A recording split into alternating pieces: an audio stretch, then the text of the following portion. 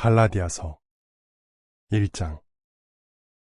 사람들에 의해서나 사람을 통해서가 아니라 예수 그리스도와 그분을 죽은 사람들 가운데서 일으키신 하느님 아버지를 통해서 사도가 된 나 바울이, 그리고 나와 함께 있는 모든 형제가 갈라디아의 회중들에게 편지합니다. 하느님 우리 아버지와 주 예수 그리스도로부터 오는 과분한 친절과 평화가 여러분에게 있기를 바랍니다. 그리스도께서는 우리 하느님 아버지의 뜻에 따라 현 악한 세상 제도에서 우리를 구출하시려고 우리 죄를 없애기 위해 자신을 내주셨습니다. 하느님께 영원 무궁토록 영광이 있기를 바랍니다. 아멘. 그리스도의 과분한 친절로 여러분을 부르신 분에게서 여러분이 그토록 빨리 돌아서서 다른 좋은 소식에 귀를 기울이고 있다니 놀랍습니다. 사실 다른 좋은 소식은 없습니다. 단지 어떤 사람들이 여러분을 혼란스럽게 하고 그리스도에 관한 좋은 소식을 왜곡하려는 것일 뿐입니다. 하지만 우리든지 하늘에서 온 천사든지 우리가 여러분에게 전한 것과 다른 좋은 소식을 전한다면 저주를 받아 마땅합니다. 우리가 전에도 말했지만 내가 지금 다시 말합니다. 누구든지 여러분이 받은 것과 다른 좋은 소식을 여러분에게 전하는 자는 저주를 받아 마땅합니다. 지금 내가 사람의 지지를 얻으려고 하는 것입니까? 하느님의 지지를 얻으려고 하는 것입니까? 내가 사람을 기쁘게 하려고 하는 것입니까? 내가 아직도 사람을 기쁘게 하고 있다면 나는 그리스도의 종이 아닐 것입니다. 형제 여러분, 나는 여러분이 이것을 알기 원합니다. 내가 여러분에게 전한 좋은 소식은 사람에게서 나온 것이 아닙니다. 그것은 내가 사람에게서 받은 것도 아니고 배운 것도 아닙니다. 예수 그리스도께서 나에게 계시해 주신 것입니다. 물론 여러분은 내가 이전에 유대교에 속해 있었을 때 나의 행실이 어떠했는지 들었을 것입니다. 나는 하느님의 회중을 몹시 박해하고 마구 짓밟았습니다. 유대교 내에서도 나는 동족 가운데 동년배의 많은 사람들보다 앞서가고 있었습니다. 내가 조상의 전통에 대해 훨씬 더 열심이었기 때문입니다. 그러나 모태에서 나를 나오게 하시고 과분한 친절로 부르신 하느님께서는 나를 통해 자신의 아들을 나타내 보이는 것을 좋게 여기셨습니다.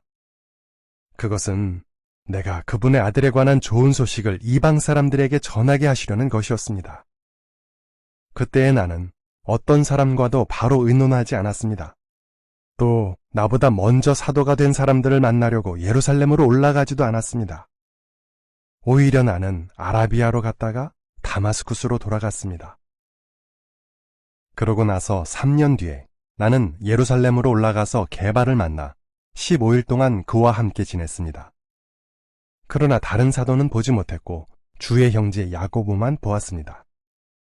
하느님 앞에서 분명히 말하는데 내가 여러분에게 쓰고 있는 이 글은 거짓이 아닙니다. 그 후에 나는 시리아와 길리기아 지방으로 들어갔습니다. 나는 그리스도 안에 있는 유대의 회중들에는 얼굴이 알려져 있지 않았습니다. 그들은 한때 우리를 박해했던 사람이 지금은 자기가 전에 짓밟으려고 했던 믿음에 관한 좋은 소식을 전하고 있다는 말만 들었을 뿐입니다. 그리고 그들은 나로 인해 하느님께 영광을 돌리기 시작했습니다. 2장. 그러고 나서 14년 뒤에 나는 바나바와 함께 다시 예루살렘에 올라갔으며 디도도 데리고 갔습니다.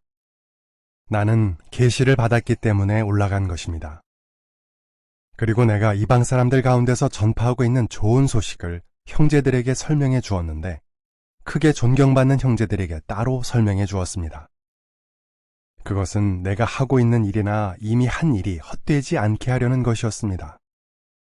그런데 나와 함께 있던 디도는 그리스인이었지만 할례를 강요받지 않았습니다. 하지만 슬며시 들어온 거짓 형제들 때문에 큰 문제가 제기되었습니다. 그들은 우리를 완전히 종으로 만들기 위해 우리가 그리스도 예수 안에서 누리는 자유를 염탐하려고 슬그머니 들어온 자들입니다. 우리는 단 한순간도 그들에게 양보하거나 굴복하지 않았습니다. 그것은 좋은 소식의 진리가 여러분과 계속 함께 있게 하려는 것이었습니다.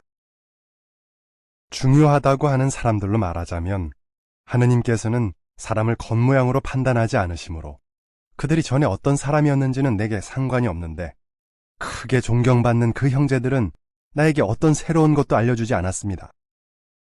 오히려 그들은 베드로가 할례받은 사람들을 위해 좋은 소식을 맡은 것과 같이 내가 할례받지 않은 사람들을 위해 좋은 소식을 맡은 것을 알게 되었고, 할례받은 사람들을 위해 사도직을 수행할 능력을 베드로에게 주신 분이 이방 사람들을 위해서 나에게도 능력을 주셨는데 나에게 과분한 친절이 베풀어졌다는 것을 인정하게 되었습니다. 그러자 기둥같이 여겨지는 사람들인 야고보와 게바와 요한은 바나바와 나에게 뜻을 함께한다는 표시로 오른손을 내밀어 악수를 청했습니다. 그렇게 해서 우리는 이방 사람들에게 가고 그들은 할례받은 사람들에게 가기로 했습니다. 다만 그들은 우리에게 가난한 사람들을 기억해달라고 부탁했고 나는 그렇게 하기 위해 진지하게 노력해왔습니다. 그런데 게바가 안티오크에 왔을 때 나는 그를 정면으로 반대했습니다. 그가 명백히 잘못한 일이 있었기 때문입니다. 야고보에게서 온 어떤 사람들이 도착하기 전에는 그가 이방 사람들과 함께 식사를 하곤 했습니다. 그런데 그들이 도착하자 그는 할례받은 그 사람들을 두려워하여 더는 그렇게 하지 않고 이방 사람들을 멀리했습니다. 나머지 유대인들도 그를 따라서 그런 가식적인 행동을 했으며 그리하여 바나바까지 그들의 가식적인 행동에 휩쓸렸습니다. 나는 그들이 좋은 소식의 진리와 일치하게 걷지 않는 것을 보고 그들 모두 앞에서 게바에게 말했습니다. 당신은 유대인인데도 유대인처럼 살지 않고 이방 사람처럼 살면서 어째서 이방 사람들은 유대인의 관행에 따라 살게 하려고 합니까? 우리는 태어날 때부터 유대인이며 죄인인 이방 사람들이 아닙니다. 그러나 우리는 사람이 율법의 행위가 아니라 오직 예수 그리스도에 대한 믿음을 통해서 의롭다고 인정받는다는 것을 압니다. 그래서 우리는 그리스도 예수를 믿었습니다. 그것은 우리가 율법의 행위가 아니라 그리스도에 대한 믿음을 통해 의롭다고 인정받기 위한 것입니다. 율법의 행위로는 어떤 사람도 의롭다고 인정받지 못할 것이기 때문입니다. 그런데 우리가 그리스도를 통해 의롭다고 인정받기 위해 노력하는데도 죄인으로 드러난다면 그리스도께서 죄를 짓게 하시는 분이라는 말입니까? 결코 그렇지 않습니다. 내가 이미 헐어버린 것을 다시 세운다면 나 자신이 범법자임을 증명하는 것입니다. 나는 율법으로 말미암아 율법에 대해 죽었습니다. 그것은 내가 하느님에 대해 살아있기 위해서입니다. 나는 그리스도와 함께 기둥에 못 박혀 있습니다. 이제 더 이상 내가 사는 것이 아니라 그리스도께서 내 안에 사시는 것입니다. 사실 내가 지금 육체로 사는 삶은 나를 사랑하시고 나를 위해 자신을 넘겨주신 하느님의 아들에 대한 믿음으로 사는 것입니다. 나는 하느님의 과분한 친절을 저버리지 않습니다. 의가 율법을 통해서 오는 것이라면 그리스도께서는 실로 헛되이 죽으신 것입니다. 3장. 무분별한 갈라디아 사람들이여, 예수 그리스도께서 기둥에 못 박히신 모습이 여러분의 눈앞에 생생히 새겨져 있는데 누가 여러분을 미혹했습니까? 여러분에게 이것만은 물어보고 싶습니다. 여러분이 영을 받은 것은 율법의 행위 때문입니까? 아니면 들은 것에 대한 믿음 때문입니까? 여러분은 그렇게도 무분별합니까? 영적인 행로로 시작하고서는 육적인 행로로 마치려고 합니까? 여러분이 그 많은 고난을 겪은 것이 헛일이었습니까? 설마 그럴 리야 있겠습니까? 여러분에게 영을 주고 여러분 가운데서 기적을 행하는 이는 여러분이 율법을 행하기 때문에 그렇게 합니까? 아니면 여러분이 들은 것을 믿기 때문에 그렇게 합니까? 아브라함이 여호와를 믿었으며 그 때문에 의롭다고 여겨졌다라고 기록되어 있는 것과 같습니다. 여러분이 분명히 알고 있듯이 믿음으로 사는 사람들이 바로 아브라함의 자손입니다. 성경 말씀은 하느님께서 이방 사람들을 믿음 때문에 의롭다고 인정하실 것을 내다보고 아브라함에게 너를 통해 모든 민족이 축복을 받을 것이다 라는 좋은 소식을 미리 전했습니다. 그러므로 믿음으로 사는 사람들은 믿음을 가졌던 아브라함처럼 축복을 받고 있습니다. 율법의 행위에 의존하는 사람은 모두 저주 아래 있습니다. 율법의 두루마리에 기록된 모든 것을 지켜 행하지 않는 사람은 누구나 저주를 받는다라고 기록되어 있기 때문입니다.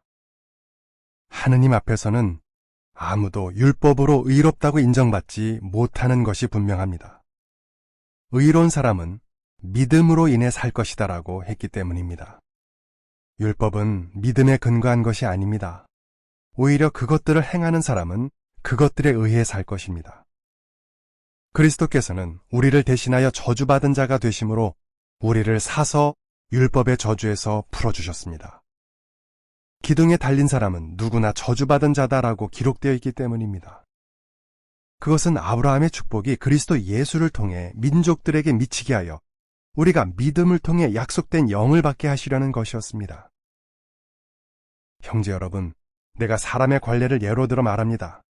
사람이 맺은 계약이라도 일단 효력을 갖게 되면 아무도 무효로 만들거나 무엇을 덧붙이지 못합니다. 하느님께서는 아브라함과 그의 자손에게 약속을 하셨습니다. 그런데 여럿을 뜻하는 내 자손들에게라고 하지 않고 하나를 뜻하는 내 자손에게라고 하셨습니다. 그 자손이 바로 그리스도이십니다. 내가 말하려는 것은 이것입니다. 하느님께서 전에 맺으신 계약을 430년 뒤에 생겨난 율법이 무효로 만들어 그 약속을 파기하지 못한다는 것입니다. 상속재산이 율법에 근거한 것이라면 그것은 더는 약속에 근거한 것이 아닙니다. 그러나 하느님께서는 친절하시게도 약속을 통해 아브라함에게 상속재산을 주셨습니다. 그렇다면 율법은 무엇을 위해 있는 것입니까? 그것은 약속을 받은 자손이 도착할 때까지 범법을 드러내기 위해 더해진 것입니다. 그것은 천사들을 통해 중개자의 손을 거쳐 전해졌습니다. 그러나 단지 한 편만 관련된 경우에는 중개자가 필요 없습니다. 그리고 이 약속과 관련된 이는 하느님 한 분뿐이십니다. 그러면 율법이 하느님의 약속과 반대되는 것입니까? 결코 그렇지 않습니다. 만일 사람들에게 주어진 율법이 생명을 줄 수 있는 것이었다면 의도 율법을 통해 있게 되었을 것입니다. 그러나 성경은 모든 것을 죄 아래 넘겨 가두어 놓았습니다. 그것은 믿음을 나타내는 사람들이 예수 그리스도에 대한 믿음에 근거한 약속을 받게 하려는 것입니다. 믿음이 이르기 전에는 우리가 율법 아래서 감시를 받고 있었고 갇혀 있었으며 나타나게 될 믿음을 바라보고 있었습니다. 그리하여 율법은 우리를 그리스도에게로 인도하는 보호자가 되었습니다. 그것은 우리가 믿음을 통해 의롭다고 인정받게 하려는 것이었습니다. 그러나 믿음이 이르렀으므로 우리는 더 이상 보호자 아래 있지 않습니다. 사실 여러분은 모두 그리스도 예수에 대한 믿음으로 말미암은 하느님의 아들들입니다. 그리스도 안으로 침례를 받은 여러분 모두는 그리스도를 입었습니다. 유대인도 그리스인도 없고 종도 자유인도 없고 남자도 여자도 없습니다. 여러분은 모두 그리스도 예수 안에서 하나이기 때문입니다. 또한 여러분이 그리스도에게 속해 있다면 여러분은 참으로 아브라함의 자손이며 약속에 따른 상속자들입니다. 4장. 내가 말하려는 것은 이렇습니다. 상속자는 모든 것의 주인이지만 어린 아이일 때에는 종과 다름이 없습니다. 그는 아버지가 미리 정해놓은 날까지 후견인들과 관리인들 아래 있습니다. 이처럼 우리도 아이였을 때에는 세상의 초보적인 것들의 종이었습니다. 그러나 때가 차자 하느님께서는 자신의 아들을 보내주셨습니다. 그 아들은 여자에게서 태어났고 율법 아래 있었습니다. 그것은 율법 아래 있는 사람들을 사서 풀어주시어 우리가 아들로 입양되게 하시려는 것이었습니다. 여러분이 아들들이므로 하느님께서는 자신의 아들의 영을 우리 마음속에 보내셨으며 그 영이 아바, 아버지라고 외칩니다. 그러므로 당신은 더 이상 종이 아니라 아들입니다. 그리고 아들이라면 하느님으로 말미암은 상속자이기도 합니다. 그런데 여러분이 하느님을 알지 못하던 때에는 실제로는 신이 아닌 것의 종이었습니다. 그러나 이제 여러분은 하느님을 알게 되었습니다. 아니, 하느님께서 여러분을 알게 되셨습니다. 그런데 어째서 다시 약하고 천한 초보적인 것들로 돌아가고 있으며 그것들을 위해 또다시 종노릇 하려고 합니까? 여러분은 날과 달과 절기와 해를 세심하게 지키고 있습니다. 내가 여러분에게 기울인 노력이 헛일이 되지 않았나 염려됩니다. 형제 여러분, 나도 전에는 여러분과 같았습니다. 그러니 내가 부탁하는데 여러분도 나와 같이 되십시오. 여러분은 나에게 아무런 그릇된 일도 하지 않았습니다. 여러분도 알다시피 내가 여러분에게 좋은 소식을 처음 전하게 된 계기는 내 몸에 병이 있어서였습니다. 그때 내 몸의 상태가 여러분에게 시련이 되었지만 여러분은 나를 멸시하지도 않았고 혐오하지도 않았습니다. 오히려 나를 하느님의 천사처럼 그리스도 예수처럼 맞아들였습니다. 그런데 여러분이 느꼈던 그 행복은 어디로 갔습니까? 내가 증언하는데 여러분은 할 수만 있다면 눈이라도 빼서 나에게 주었을 것입니다. 그런데 내가 여러분에게 진리를 말한다고 해서 여러분의 적이 되었다는 말입니까? 그들은 여러분의 지지를 얻기 위해 열심을 보이고 있지만 좋은 뜻으로 그렇게 하는 것이 아닙니다. 오히려 여러분을 나에게서 멀어지게 하여 자기들을 열심히 따르게 하려는 것입니다. 누군가가 좋은 뜻으로 여러분에게 열심을 보인다면 그것은 내가 여러분과 함께 있을 때뿐만 아니라 언제나 좋은 일입니다. 어린 자녀 여러분, 여러분이 그리스도의 모습을 반영할 때까지 나는 여러분 때문에 다시 해산의 고통을 겪고 있습니다. 내가 지금이라도 여러분과 함께 있으면서 다른 어조로 말할 수 있다면 좋겠습니다. 나는 여러분의 일을 어떻게 해야 좋을지 모르겠습니다. 율법 아래 있기를 원하는 여러분, 나에게 말해 보십시오. 여러분은 율법이 말하는 것을 듣지 못합니까? 예를 들어 아브라함에게 두 아들이 있었는데 하나는 하녀에게서 낳고 하나는 자유로운 여자에게서 낳았다고 기록되어 있습니다. 하녀에게서 난 아들은 여느 자식이 태어나듯이 태어난 것이며 자유로운 여자에게서 난 아들은 약속을 통해 태어난 것입니다. 이러한 일들은 상징적인 드라마라고 할 수 있습니다. 이 여자들은 두 계약을 의미합니다. 한 계약은 시나이 산에서 나온 것으로서 종살이를 할 자녀를 낳는데 그 계약은 바로 하갈입니다. 하갈은 아라비아에 있는 시나이 산을 의미하며 지금의 예루살렘을 가리킵니다. 그가 자기 자녀와 함께 종살이를 하고 있기 때문입니다. 그러나 위에 있는 예루살렘은 자유인이며 우리의 어머니입니다. 이렇게 기록되어 있습니다. 임신하지 못하고 아이를 낳지 못하는 여자야, 기뻐하여라. 산고를 겪어보지 못한 여자야, 기뻐하며 크게 외쳐라. 버림받은 여자의 자녀가 남편 있는 여자의 자녀보다 더 많기 때문이다. 형제 여러분, 우리는 이삭과 같이 약속의 자녀입니다. 그때 여느 자식이 태어나듯이 태어난 사람이 영에 의해 태어난 사람을 박해한 것처럼 지금도 그렇습니다. 그런데 성경에는 무엇이라고 되어 있습니까? 하녀와 그 아들을 쫓아내라. 하녀의 아들은 결코 자유로운 여자의 아들과 함께 상속자가 되지 못할 것이다 라고 했습니다. 그러므로 형제 여러분, 우리는 하녀의 자녀가 아니라 자유로운 여자의 자녀입니다. 5장. 그리스도께서는 그러한 자유를 주시려고 우리를 자유롭게 해주셨습니다. 그러므로 굳게 서서 다시는 종살이의 멍에를 매지 마십시오. 나 바울이 여러분에게 말합니다. 여러분이 할례를 받는다면 그리스도는 여러분에게 아무 유익이 없을 것입니다. 할례를 받는 모든 사람에게 내가 다시 증언하는데 그런 사람은 율법 전체를 지킬 의무가 있습니다. 율법을 통해 의롭다고 인정받으려고 하는 여러분은 그리스도에게서 끊어져 있습니다. 여러분은 그분의 과분한 친절에서 떨어져 나간 것입니다. 그러나 우리는 영에 힘입어 믿음으로 말미암아 의롭다고 여겨지기를 바라며 간절히 기다리고 있습니다. 사실 그리스도 예수 안에 있다면 할례나 무할례는 아무런 가치가 없고 사랑을 통해 작용하는 믿음만이 가치가 있습니다. 여러분은 잘 달리고 있었습니다. 그런데 누가 여러분을 막아 진리에 계속 순종하지 못하게 했습니까? 여러분을 부르시는 분이 그렇게 하도록 설득하신 것이 아닙니다. 적은 누룩이 반죽 전체를 발효시킵니다. 나는 주 안에 있는 여러분의 생각도 다르지 않을 것이라고 확신합니다. 그러나 누구든지 여러분을 혼란스럽게 하는 사람은 그의 마땅한 심판을 받을 것입니다. 형제 여러분, 내가 아직도 할례를 전파하고 있다면 왜 아직도 박해를 받겠습니까? 그랬더라면 형주라는 걸림돌은 이미 없어졌을 것입니다. 여러분을 혼란에 빠뜨리려는 사람들은 차라리 스스로 거세하는 것이 좋겠습니다.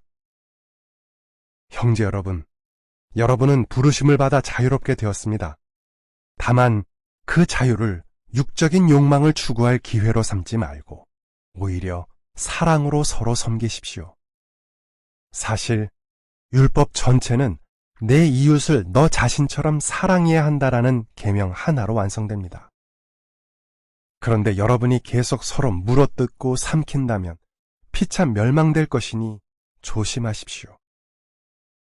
내가 말합니다. 계속 영을 따라 걸으십시오. 그러면 육적인 욕망에 따라 행동하는 일이 결코 없을 것입니다. 육체가 원하는 것은 영을 거스르고 영이 원하는 것은 육체를 거스릅니다. 이 둘이 서로 대적하기 때문에 여러분은 자신이 원하는 일을 하지 못합니다.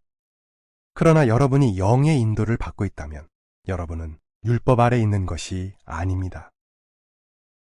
육체의 일은 명백히 드러납니다. 그것은 성적 부도덕, 더러움, 방종, 우상숭배, 영매술, 적개심, 분쟁, 질투, 격분, 불화, 분열, 분파, 시기, 술취함, 흥청대는 잔치, 그리고 그와 비슷한 것들입니다. 이런 것들에 대해 내가 이미 여러분에게 경고한 것처럼 다시 여러분에게 경고합니다. 이런 것들을 거듭 행하는 사람은 하느님의 왕국을 상속받지 못할 것입니다. 그러나 영의 열매는 사랑, 기쁨, 평화, 오래 참음, 친절, 선함, 믿음, 온화, 자제입니다. 이러한 것들을 막을 법은 없습니다. 그리스도 예수께 속한 사람들은 육체를 그 정욕과 욕망과 함께 기둥에 못 박았습니다. 우리가 영을 따라 살고 있다면 계속해서 영을 따라 걸어갑시다. 자기중심적이 되어 서로 경쟁하지 말고 서로 시기하지 맙시다. 6장. 형제 여러분, 어떤 사람이 미처 알지 못하고 걸음을 잘못 내디딜지라도 영적 자격을 가진 여러분은 그런 사람을 온화한 영으로 바로잡기 위해 노력하십시오. 그리고 여러분도 유혹에 빠지지 않도록 자신을 계속 살피십시오. 서로 남의 무거운 짐을 져주십시오. 그러면 그리스도의 법을 이루게 될 것입니다.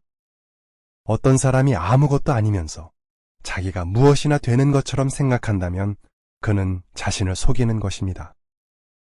각 사람은 자신의 행동을 살피십시오. 그러면 남과 비교해서가 아니라 자기 자신과 관련해서만 기뻐할 이유가 있을 것입니다. 각자 자신의 짐을 질 것이기 때문입니다. 누구든지 말씀을 배우는 사람은 그것을 가르치는 사람과 모든 좋은 것을 함께 나누십시오. 잘못 인도되지 마십시오. 하느님은 조롱을 당하실 분이 아닙니다. 사람은 무엇을 뿌리든지 그대로 거둘 것입니다. 육체를 위해 뿌리는 사람은 육체로부터 썩어 없어질 것을 거두고 영을 위해 뿌리는 사람은 영으로부터 영원한 생명을 거둘 것입니다. 훌륭한 일을 하다가 포기하지 맙시다. 우리가 지치지 않는다면 때가 되어 거둘 것입니다. 그러므로 기회가 있는 동안에 모든 사람에게 선한 일을 합시다. 특히 믿음으로 친족이 된 사람들에게 그렇게 합시다. 보십시오. 내 손으로 이렇게 큰 글씨로 여러분에게 썼습니다. 여러분에게 할례를 강요하는 사람들은 모두 육적인 면으로 좋은 인상을 주고 싶어하는 자들입니다. 그들은 단지 그리스도의 형주 때문에 받는 박해를 피하려고 할례를 강요하는 것입니다. 심지어 할례를 받는 그들 자신도 율법을 지키지 않습니다. 그들은 여러분의 육체를 두고 자랑하려고 여러분이 할례 받기를 원하는 것입니다. 그러나 나는 우리 주 예수 그리스도의 형주 외에는 결코 자랑하고 싶지 않습니다. 그분으로 말미암아 세상은 나에 대해 죽었고 나는 세상에 대해 죽었습니다. 할례나 무할례는 중요하지 않습니다. 오직 새로운 창조물만이 중요합니다. 이러한 행동 규범에 따라 사는 모든 사람, 곧 하느님의 이스라엘에게 평화와 자비가 있기를 바랍니다. 앞으로는 아무도 나를 괴롭히지 마십시오. 내 몸에는 예수의 종이라는 낙인이 찍혀 있습니다. 형제 여러분, 우리 주 예수 그리스도의 과분한 친절이 여러분이 나타내는 영과 함께 있기를 바랍니다. 아멘.